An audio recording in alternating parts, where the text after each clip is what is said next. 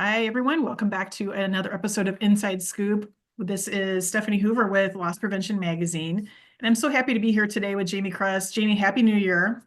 Happy New Year. Thanks for having Yeah, me. I think it's going to be a great year this year. I think it's going to be a great year for Sensormatic. So you and I are going to talk today about a really cool event that you guys have been doing for the last few years.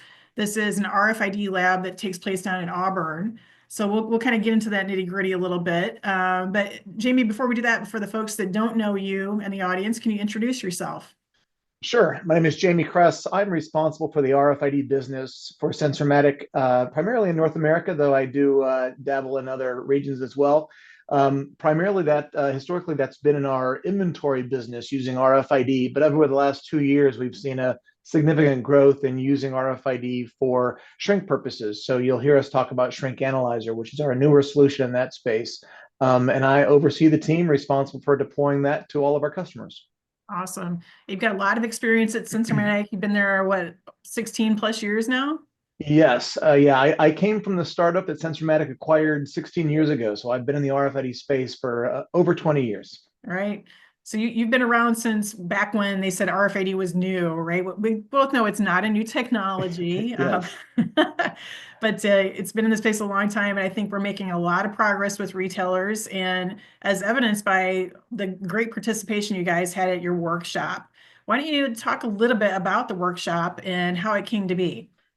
Sure. So about 3 years ago, we saw the resurgence of, or really the start of utilizing RFID at the exit to give better insights to shrink and loss events happening in retail. We pulled together, gosh, a small group of our customers who were dabbling with RFID at the exits. Customers like Macy's, for example, who've been very vocal about their use of RFID.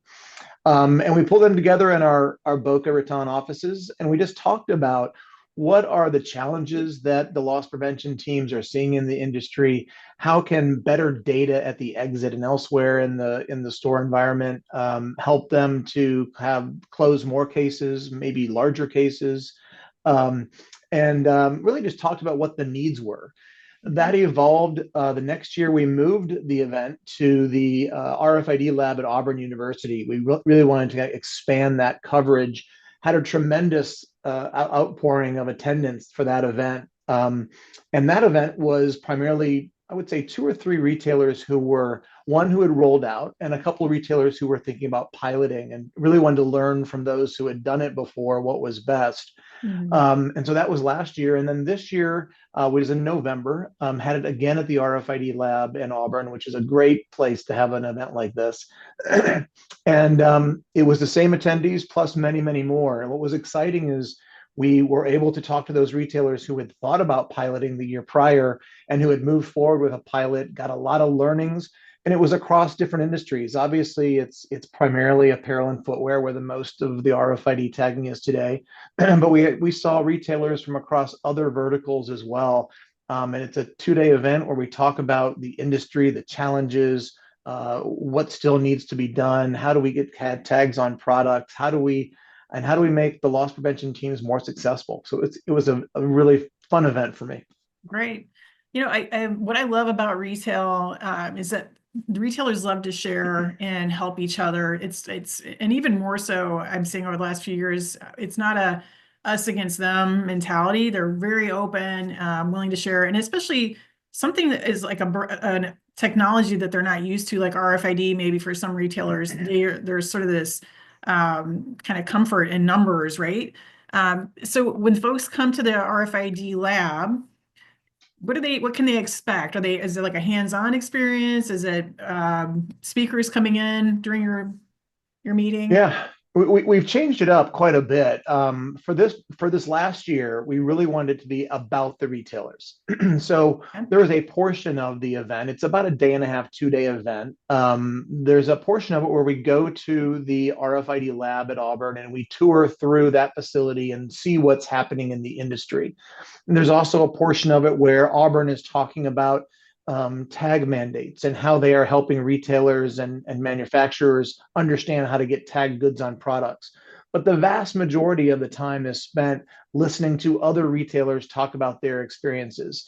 And that ranged from folks who have rolled out with RFID at the exit, giving true shrink visibility, to customers who had just started piloting in 3 to 5 to 10 stores and what their challenges were and what they overcame.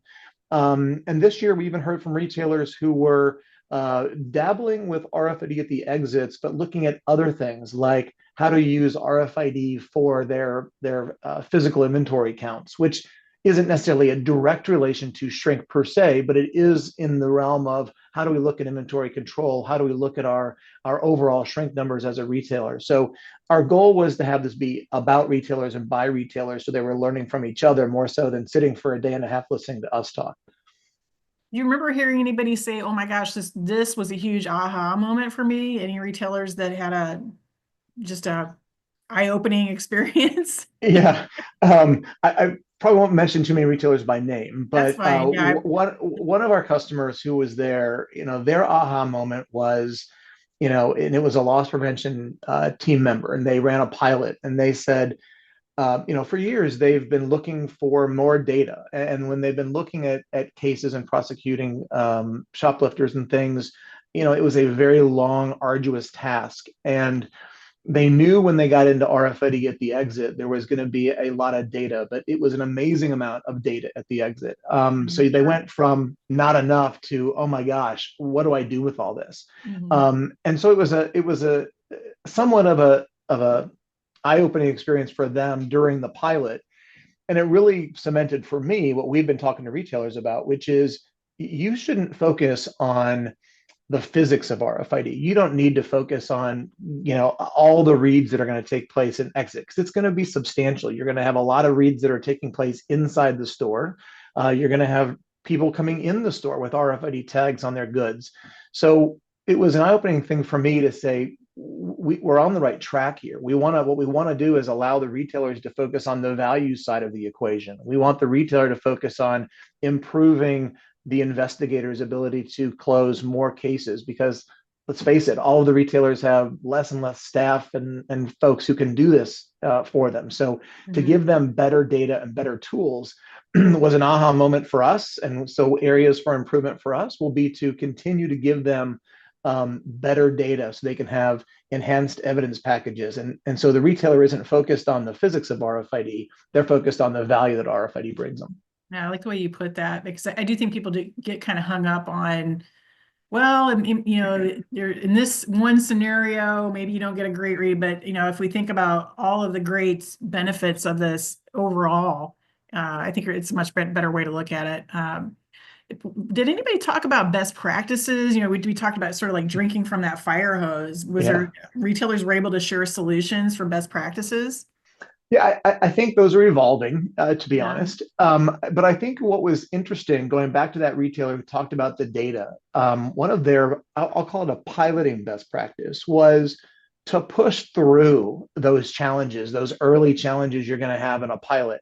Mhm. So many times, in any pilot, you're faced with wow, this is really a challenging problem. How are we going to get through this? We're not seeing the data we want to see. We're not seeing the reads we want to see. Why is this? And that retailer said, keep pushing through, utilize the folks who are, for example, on professional services teams on our side, who are helping them figure out the data to make the most sense of the data. And once you push through those difficulties, there's a wealth of information available at the other side. So, an RFID project is not always easy. It's not always fast. It's not always a painless, but the value they get out of it from the other side is pretty phenomenal. And those who have been the most successful in deploying RFID, and especially around the loss prevention side of RFID, are the ones who have not let themselves get overwhelmed with read rates and and overwhelming amounts of data. And not all tags always have, tags on them. Not all products always have tags on them, but instead focus on the end goal. Those have been the most successful. But if we go beyond that to best practices in the industry, I think, you know, it's still, as I said, it's evolving. What we're finding is when folks were looking at RFID for inventory, it was important to pick broad categories and try to get as much out of value out of that tag as possible. When you're doing it for loss prevention, you can run a pilot or a program on a subset of tag merchandise. You could say, let me only start to look at my exit visibility for high shrink items, my Mhm. top 30 high shrink SKUs, my top 50 high shrink SKUs, my stores where I'm having the most pain.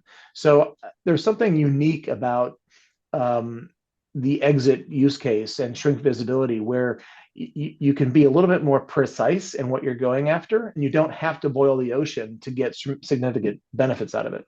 Right. So I'm just curious that the folks that were in attendance, were they having a lot of source tagging done with RFID? Were they having luck with that? Many were. We have a variety of customers. We had customers who were completely source tagged across all the items in their stores, and they're running exit programs and getting value across all their categories. We had customers who had some. They were, think of like a department store type retailer who some of the categories are tagged. We have other retailers who had just started looking at RFID and are actually tagging in the back room or the DC just for our pilot. So we really run the gamut in this program, in this at this event, looking at a wide variety of different types of retailers who are deploying. But source tagging was a big question. We had retailers who have not yet dipped their toe in the water, are thinking about it for the upcoming year, and look to us and look to Auburn, and said, how do I start that process? What do I do to get tags on products? How do I do all that? And that's why part of the agenda was to talk about the best way to tag, what are the best tags to choose from, where do I tag, when do I know I can move from tagging in a store or a distribution center to moving to source tagging. So all of that was part of the conversation. So I know you had a lot of different types of retailers at the meeting. Are they measuring success differently, or is everyone looking at the same metrics? I'm just curious if retailers are focused on different measures of success. Yeah, it's a great question. We had a portion of the agenda that on looking at the business case, and everyone is looking at it a little differently. And Interesting. how do you define success of a pilot? How do you define, are you looking at shrink rates? Are you looking at number of cases closed in a given year? I think Hmm. there's lots of different ways that retailers are looking at what is success. Um, and I think that's what's interesting about RFID in general is there will always be an aha moment during a pilot, and it really runs the gamut. It could be as simple as I'm running a pilot and I'm seeing items that are leaving the store without a sale event, and so I know that shrink. And Hmm. while I go chase that down, I can at least go have the store replenish from back to front of those stolen goods, or have the distribution center send me those goods so that I'm still in stock for the next green customer. So you really want to be able to do that. So, even that defines success to some degree because you're seeing a shrink event and you're solving the problem for the next customer that you actually want to sell those items to. All the way to how do I make my investigators more productive? How do I decrease my shrink rates? How do I identify times of the day and categories of goods that are leaving the store? Because when you think about it today, if someone is using traditional EAS tools, they might hear the beep at the door. They might know that they're having a lot more beeps the door shrink events at 6 p.m. or at noon in a store, but they don't know what's actually leaving. With RFID, you know what's leaving the store, potentially what the dollar value of those items are, and you can start to see trends to say, gosh, every Friday we're seeing shrink at 6 p.m. We knew that was the case, but now we know that those shrink events at 6 p.m. are primarily coming from our intimates area or from our some other area of the store. Maybe we need to staff those areas differently because we know what's leaving as well as when it's leaving. Yeah, the amount of data. I'm literally just thinking back to my career in LP, going, man, I wish I had all this data. Right. You would see events, huge theft events, and the store's just out of stock now. But Right. now with this kind of data, to your point, you can get back in and you can service the green customer instead of just saying, "Oh well, it's gone for the year." Right. Or you think you know what you lost, and so then you Yeah. replenish items that you actually still have. So Yes. when you are a customer that is using RFID both for inventory and for loss prevention use cases, you have so much more valuable data to say, oh, we just had a big theft event. We know exactly what left. And we know we have it in our back room, but once we replenish that to the sales floor, we need to make sure we're replenishing it to the store as well. So Yeah. it's really interesting and exciting to watch these retailers feel like they're finally empowered, especially at the store level, because many times at the store level, they would say, we know we had a shrink event. We think we lost these items.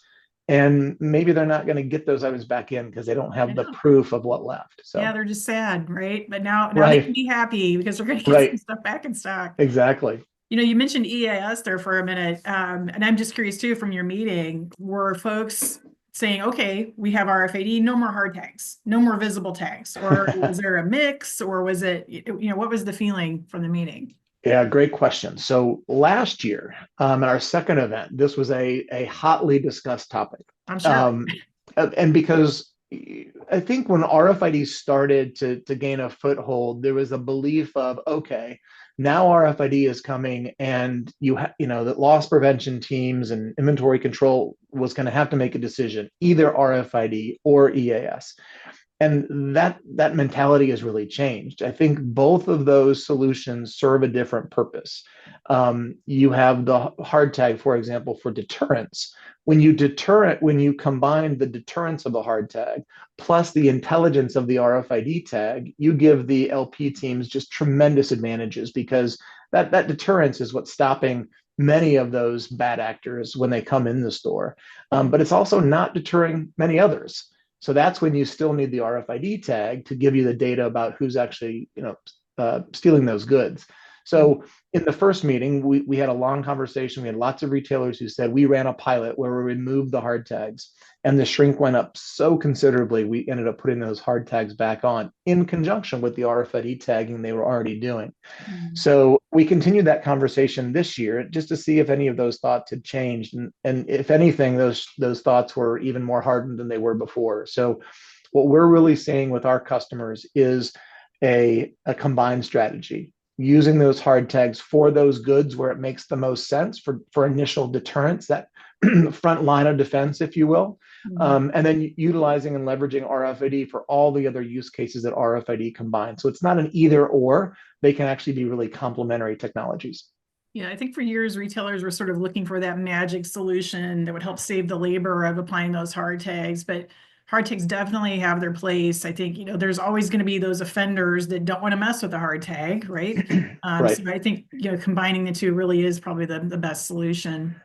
Yeah, So I will say, I mean, I'm sorry to go interrupt, but ahead. one interesting thing is, so that, I do like to say there's no one solution for everybody, because we do have some other customers who are utilizing sewn in EAS, sewn in EAS tags on goods, and they were successfully able to move from a sewn in EAS label to a sewn in RFID label. And then in other categories, they kept a hard tag on. So, I think what's interesting is we're seeing that the LP teams feel that they have the flexibility to make the decisions that makes the most sense for their business. Right. I love that point.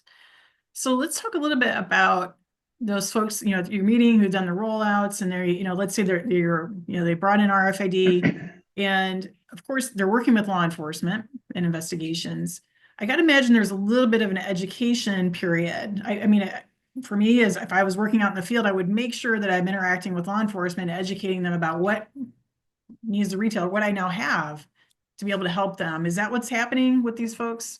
It absolutely is. We had a retailer share with us during the event that they've actually built a training training deck that they share with law enforcement I love that it.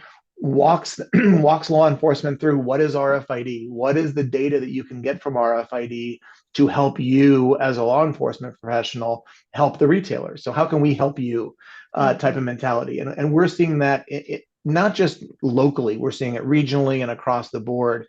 And now what's exciting is we have been contacted by law enforcement in other areas of the country that have said, we have an investigation going on. We're finding that a lot of the stolen goods that we're recovering do have RFID tags on them, and they are a customer of your Sensormatic. Can you help us with this investigation?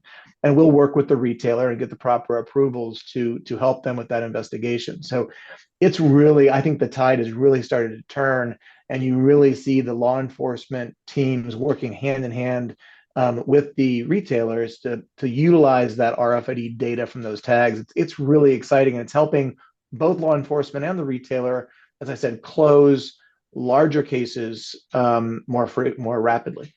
Sure, I'm sure. In fact, I can imagine there will come a time, if not already, where law enforcement's like, hey, this retailer over here has RFID. Why don't you guys have it? We are closing cases using it. Why don't you guys have it? So maybe there'll be a Right. little bit of peer pressure that way to help push it. Yeah, there was an amazing, even more so this past year, amount of sharing. Even in the presentation, there was one retailer giving a presentation about a large apprehension they had in some part of the country. And they said, oh, and they looked at another retailer in the room. They said, yeah, we actually had a lot of your merchandise in that event. And they Yeah. started working together, and they left the meeting and then worked together after the meeting to work with law enforcement. So there's a lot more of that happening. Oh, that's so good to hear. I think things are moving, and it's Yes. good to hear that. Good to hear that. So, any challenges that you heard from folks with their RF? I know we talked a little bit about all the amount of data, right? What other challenges did you hear as far as the RFID rollouts? Yeah, I think if I take it down the spectrum, it starts with how do I get tags on products for many retailers. Mhm. Luckily, many of the apparel retailers don't have that problem as much as other categories do. The next challenge is how do I get started? One of the things that we've decided to do for the coming year is to document an easy path to get started. It's not going to make it any easier to pilot necessarily, but it's going to be a document that talks about how do I make sure I'm getting tags on products to run a pilot? What are the right KPIs that I should be looking for? How do I deal with getting the right physical solution, deterrent solution at the exits? How do I give what data do I need to share with Sensormatic in that example to make the pilot most successful? So we're documenting a how do I get started, a quick start type guide for this year. Um, That's but great. I think the other challenges we're seeing are, what do retailers need to do to get buy-in across the entire organization? Mhm. Because oftentimes you're going to have store operations work with loss prevention professionals who's working with IT, and all of those in many retailers, those areas still work somewhat in silos. And I think RFID is kind of changing that in many ways because it's a unique technology where you need all those different groups in the retailer to kind of come together to make the most benefit out of it. Um, and I also think that what we're also seeing is, many of these retailers made an investment in RFID to start for inventory use cases, for cycle counting and replenishment, and those traditional use cases. And they made an investment not only in the hardware, but predominantly in the tags that go on the products. And so we're always looking for ways to say, how can we get more benefit out of that investment that you made, Mr. Retailer? So you started with getting your inventory accuracy under control. Then you started, better at being able to replenish to the stores. Now you're able to look at loss prevention use cases. You might now start to look at where are the thefts occurring. So now we might know that the last time that item was seen was in a fitting room, and then it was seen at a fence location. So now you Mhm. know those theft events could be happening at fitting rooms.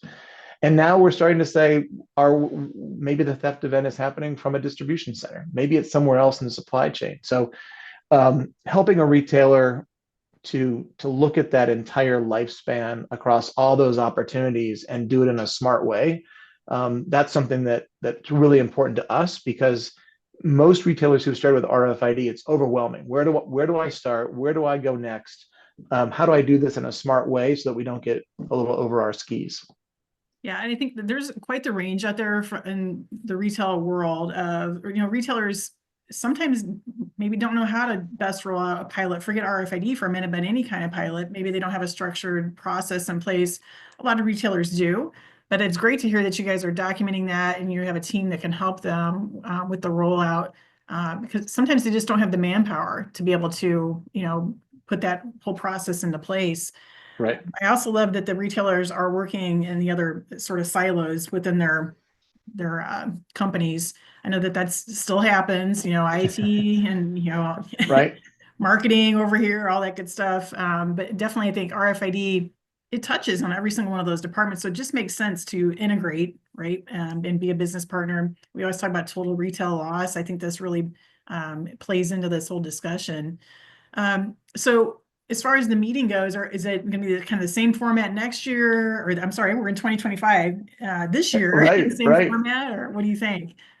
Yeah, I think we send out a survey to the attendees last year to get some feedback from them, what they'd like to see change, what they want to see more of. Without a doubt, the feedback was we want to hear more from retailers like we did this year. So our hope for next year, we're hoping that the format is the same. We are looking at holding it at Auburn University again. They're a great partner. We've been on the board there for many years. So I think that venue is a great venue. We're talking about how do we get closer to law enforcement? How do we get closer to those areas of the industry?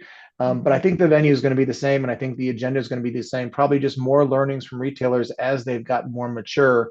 And by the time we come back next year, next November, October timeframe, we'll probably have some feedback from some of those customers who have piloted and then moved to rollout. And I'll be better positioned to answer your question about what are some of those challenges that they saw moving from a pilot to a rollout, because now we'll have not just one or two retailers who've done that. We're going to have a large sample size of retailers who've done that. And we can start to really look at what were those macro challenges and how do we knock those down for them. Okay, great. Any other resources, initiatives for this year that you can talk about? Yeah, I mean, we're going to be at the NRF Big Show here in a week. It's hard to believe. Yeah, so we'll be at the NRF Big Show talking about some of the new use cases with Shrink Analyzer. You know, we as an organization, you mentioned total retail loss. That's really our focus, is to help our retailers understand, yes, you have loss at the front of the store, but you also have loss happening all over your stores and in your supply chain. And so we're looking at how do we take Shrink Analyzer, how do we expand Shrink Analyzer to give retailers just more data inputs across their entire supply chain. So that'll be our focus for the year, to continue to build that out and scale it for our customers. Awesome. So cool. I'm glad you guys are having success with your RFID meeting at Auburn University. I think it's a great place to have a meeting, and I'm glad that you're having so much attendance and people are openly sharing. That's always fantastic. Yep. So do you happen to know your booth number at the big show off the top of your head? This is a quiz time. Yes, it is a quiz time. I believe. Yes, I think it's 3523, but we will double check that. Okay. For sure. We can always edit that later if we need to. Yes, it is 3523 to be sure. Awesome. Very cool. Well, Jamie, as always, very nice to talk with you. Happy New Year to you. And thank you so much for your support of the magazine as well, and everything that you guys do to help us. And looking forward to seeing a bunch more RFID rollouts this year with you guys. Thank you so much for the time. Love the partnership with Loss Prevention Magazine. You all are great partners, and looking forward to a great year. Great. Thanks. All right. Thank you.